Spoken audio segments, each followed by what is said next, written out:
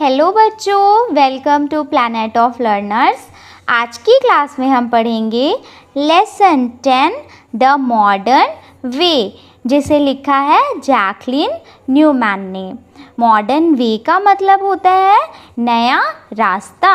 तो पहले हम इस पोम को अच्छे से समझेंगे और उसके बाद इसके क्वेश्चन आंसर्स और एक्सरसाइजेस भी करेंगे। तो चलिए स्टार्ट करते हैं इस पोम को। The poet wants to take her friend for a ride in her rocket. कवित्री अपनी दोस्त को रॉकेट की सवारी के लिए ले जाना चाहती है।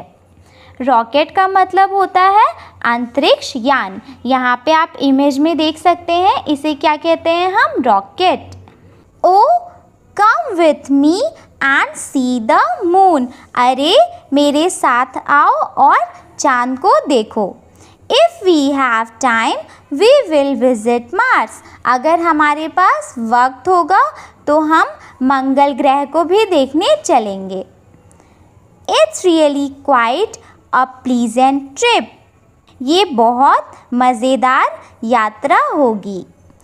Great fun at night with all the stars that shine like diamonds in the sky.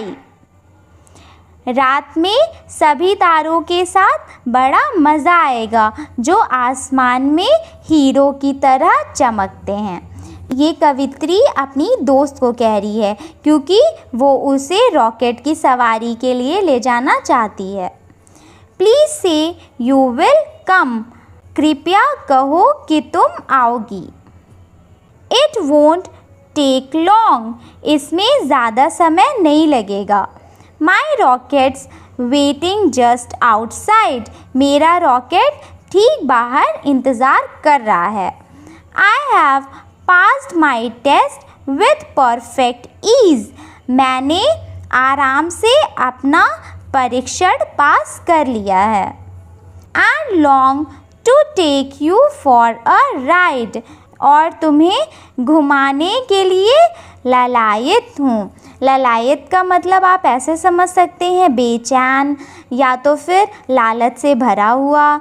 तो फिर कवित्री अपनी दोस्त को ले जाने के लिए बहुत ज़्यादा बेचैन रहती है। इस पोम को किसने लिखा है? जैकलिन न्यूमैन ने। आप पोएटेस का नाम भी याद कर लीजिएगा। अब चलते हैं इसकी एक्सरसाइजेस की तरफ। First, listen and repeat. आपको इसे सिर्फ पढ़ना है। Second, comprehension. Answer the questions given below. यहाँ पे क्वेश्चंस का आपको आंसर लिखना है। First, whom does the poet invite? कवित्री किसको आमंत्रित करती है? Answer 1, the poetess invites her friend. कवित्री अपनी दोस्त को आमंत्रित करती है। Second, what does she want to see? वो क्या देखना चाहती है? Answer 2, she wants to C the moon. वो चांद को देखना चाहती है। Third, which are the things that attract her? वो कौन सी चीज़ें हैं जो उसे आकर्षित करती हैं? Answer 3, stars that shine like diamonds attract her. तारे जो कि आसमान में हीरो की तरह चमकते हैं वो उसे आकर्षित करते हैं। Fourth, which test has she cleared?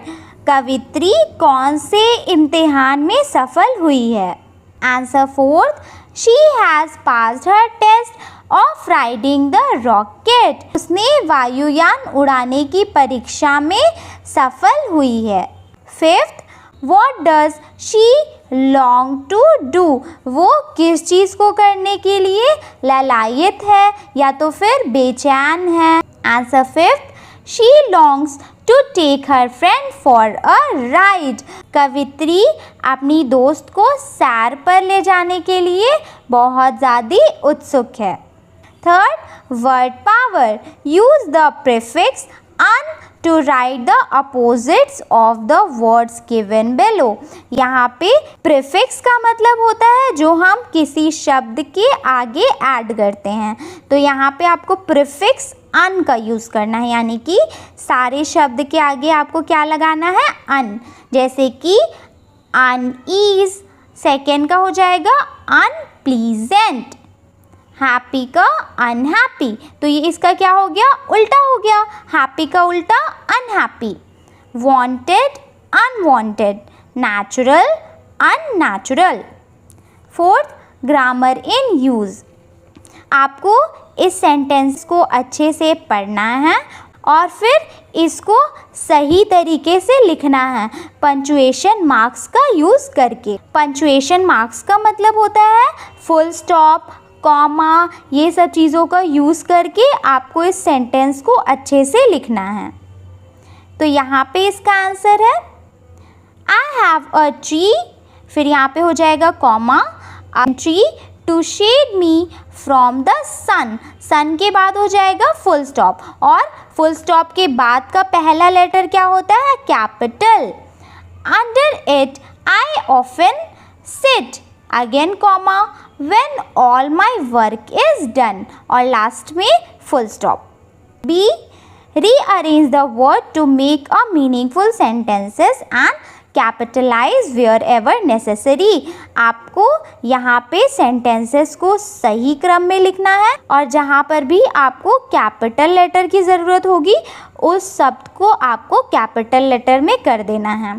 First का हो जाएगा if we have time we will visit Mars, last में full stop. Second, it's really a quite pleasant trip, अगेन लास्ट में फुल स्टॉप। थर्ड, पहला लेटर आपका capital, stars shine like a diamonds in the sky, और last में आपका full stop. Fourth, my rocket is waiting just outside. Fifth, I will take you for a long ride, again first letter will be capital and last में full stop.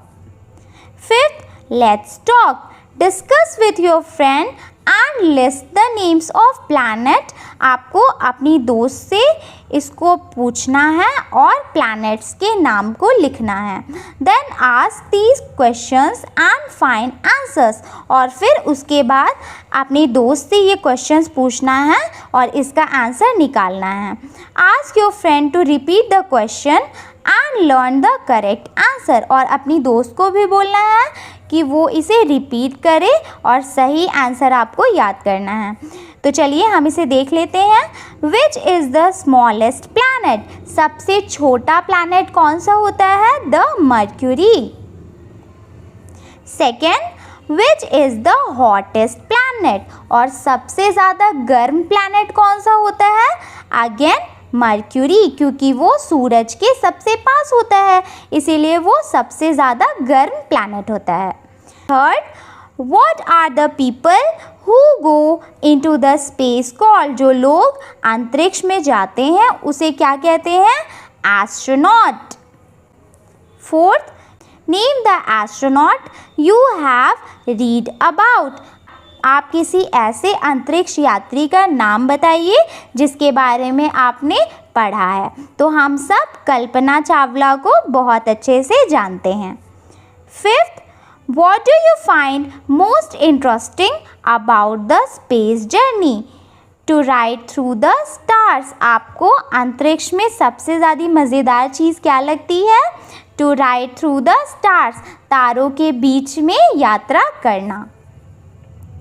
Sixth, let's write at the missing lines of the poem, यहाँ पे pome लिखा हुआ है, अब आपको इसमें जो मिसिंग लाइन है उसको कंप्लीट करना है। तो यहाँ पे इसका पूरा पोम लिखा हुआ है तो आपको ऐसे ही करना है। बी में भी आपको पोम की लाइन जो यहाँ पे मिसिंग है उसको लिख करके इस पोम को कंप्लीट करना है। Seventh, let's do it, visit the school library to find a poem on nature and then recite it in the class, आपको अपनी स्कूल की लाइब्रेरी में जाना है और वहाँ से एक पोम निकालना है जो कि नेचर के ऊपर लिखी गई है और फिर उसे याद करना है और अपने क्लास में सुनाना है।